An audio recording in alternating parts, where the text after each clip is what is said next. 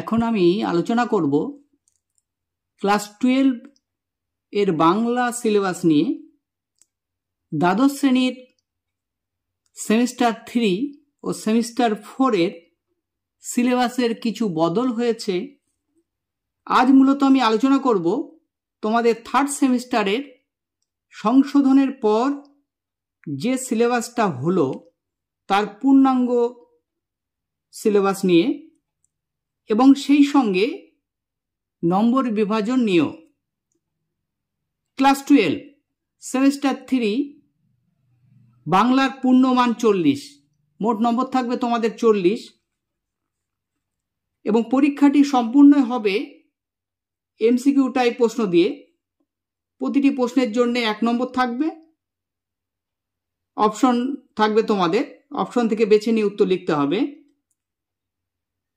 Third সেমের Bangla syllabus কিন্তু অনেক কমই আছে এবার, তাই ভালো করে পড়লে তোমরা অবশ্যই ভালো রেজাল্ট করতে পারবে।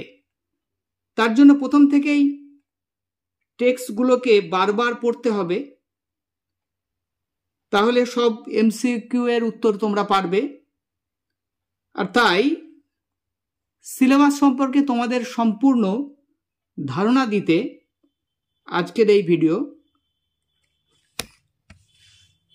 মন দিয়ে ভিডিওটা শেষ পর্যন্ত দেখবে এবং ভিডিওতে অবশ্যই একটা লাইক দেবে, কমেন্ট করবে আর শেয়ার করে দেবে বন্ধুদের মধ্যে, তারা যাতে উপকার পেতে পারে।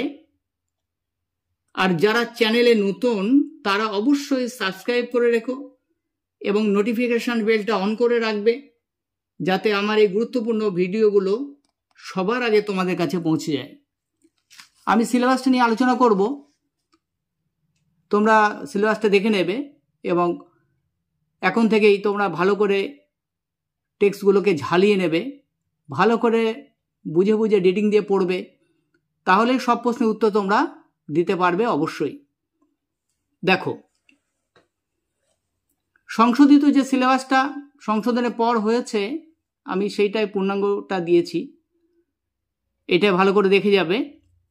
দেখো, গল্প থাকবে তোমাদের একটি গল্প থেকে নম্বর থাকবে 8, অর্থাৎ গল্পটা যদি ভালো করে পড়ো, আদরিণী প্রভাত কুমার মুখোপাধ্যায়ের লেখা আদরিণী। গল্পটা খুব সুন্দর গল্প, একটা হাতিকে নিয়ে গল্প আছে এখানে। হ্যাঁ, তোমরা এটা ভালো করে পড়ে নিও, বারবার পড়ে নেবে, তাহলে এমসিকিউ সবই পারবে। যেহেতু এমসিকিউ টাইপের প্রশ্ন হবে তাহলে অবশ্যই পারবে। পরে দেখো, কবিতা আছে, কবিতা থেকে মোট নম্বর থাকবে 7। কবিতা আছে 2টি। প্রথম কবিতা দেখো, অন্ধকার লেখা গুচ্ছ, শ্রীজাতের লেখা। আর 2 নম্বরে আছে দিগ্বিজয়ের রূপকথা, নবনীতা সেনের লেখা। করে দিও ভালো করে কবিতা দুটো। প্রবন্ধ দেখো, প্রবন্ধে থাকবে মোট 5 নম্বর।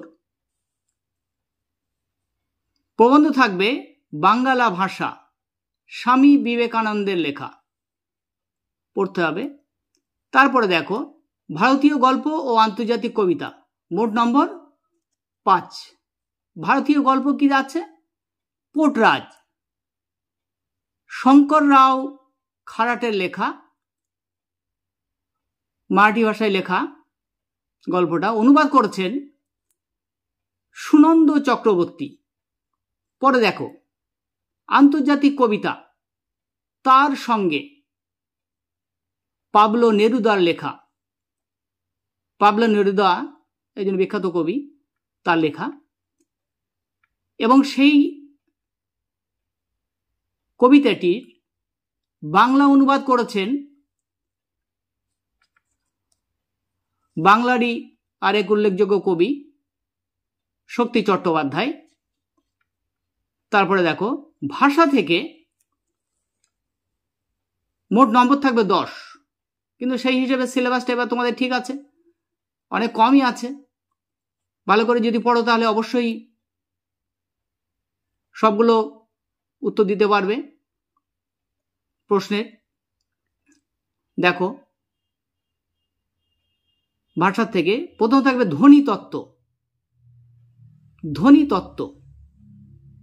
তারপরে কি থাকছে দেখো, শব্দ ভাণ্ডার। তারপরে থাকছে শব্দার্থ তত্ত্ব। এরপর শৈলী বিজ্ঞানের গোড়ার কথা, এটা পড়তে হবে। এই 4টে বিষয় তোমাদের এবার দেওয়া হয়েছে। এই 4টে বিষয় থেকেই মোট নম্বর থাকবে 10। 10টা এমসিকিউ তোমাদের লিখতে হবে, দেখে নাও। তারপরে দেখো বাংলা ভাষা ও সংস্কৃতি। এখানে নম্বর থাকছে তোমাদের মোট 5 নম্বর। এখানে 5 নম্বর থাকছে, কয়েকটা পর্ব দেওয়া হয়েছে। থার্ড সেমিস্টারে দেওয়া হয়েছে কয়েকটা, আবার এর মাঝের পর্বগুলো আবার ফোর্থ সেমিস্টারে দেওয়া হয়েছে। থার্ড সেমিস্টারে যেগুলো দেওয়া হচ্ছে দেখে নাও। পর্ব 4 বাংলা গানের ইতিহাসের সংক্ষিপ্ত রূপরেখা।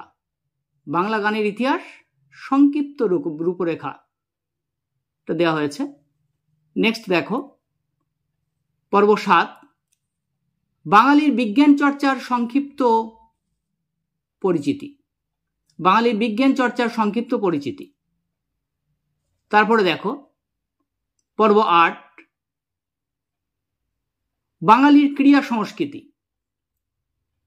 প্রত্যেকটা থেকে কিন্তু এমসিকিউ থাকবে। এখানে 3টে পর্ব দেওয়া হয়েছে, সবগুলো থেকে এমসিকিউ থাকবে। 5টা এমসিকিউ লিখতে হবে, প্রত্যেকটা এমসিকিউ 1 নম্বর করে থাকবে, 5টা 5 নম্বর থাকবে অবশ্যই। তাহলে এই তোমাদের টোটাল বাংলা সিলেবাস। তোমরা একটু যদি ভালো করে টেক্সটগুলোকে পড়তে থাকো এখন থেকে, তাহলে অবশ্যই সব প্রশ্নের উত্তর পারবে। যেহেতু পরীক্ষা এবারে ধরো এমসিকিউ টাইপের হচ্ছে,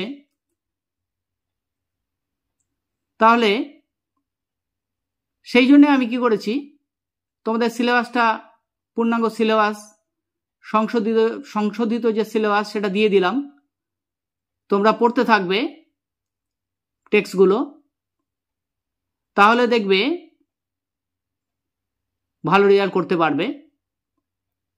আর ভিডিওটা যদি ভালো লাগে অবশ্যই একটা লাইক দিও, আর কমেন্ট করো, ভালো ভালো কমেন্ট করো, যাতে এই ধরনের আরও ভিডিও তোমাদের জন্য নিয়ে আসতে পারি।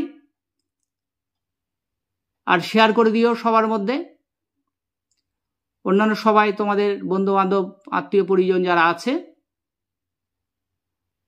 যারা থার্ড সেমিস্টারে পড়ছে, তাদের কাছে পাঠিয়ে দিও, তারাও যাতে সিলেবাসের সুযোগ নিতে পারে।